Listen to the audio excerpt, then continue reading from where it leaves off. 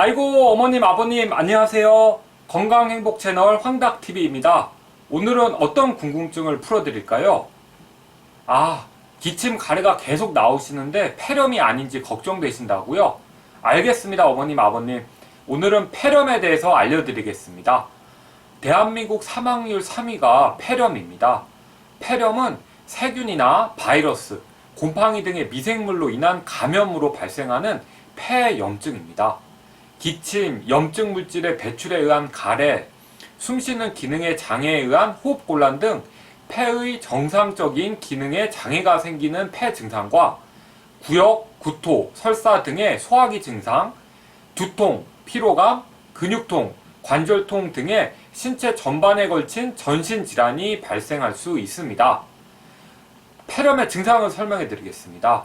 폐렴은 폐염증이 생겨서 폐의 정상적인 기능에 장애가 생겨 발생하는 폐 증상과 신체 전반에 걸친 전신적인 증상이 나타납니다.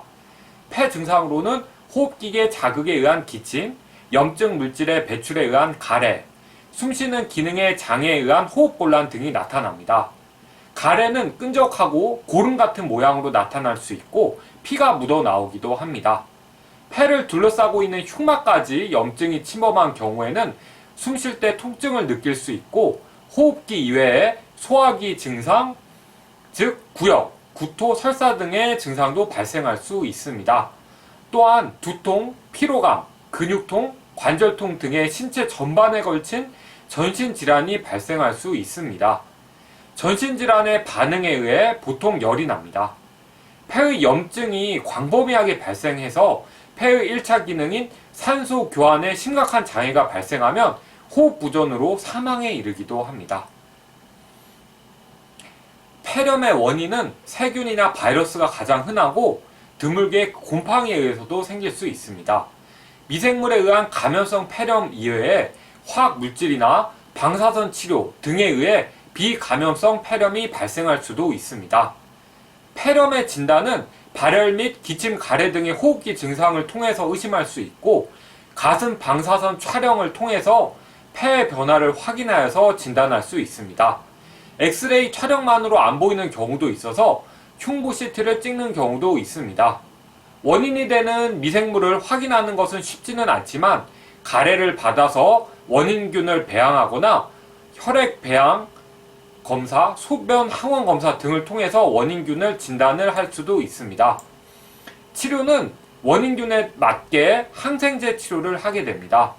하지만 항생제를 적절하게 사용하더라도 중증의 폐렴에 있어서는 예후가 안 좋기도 합니다.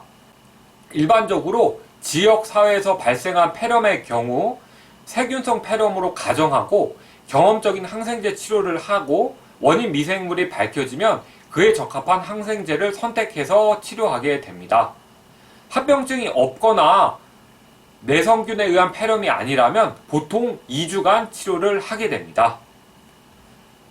폐렴 예방 어떻게 해야 될까요?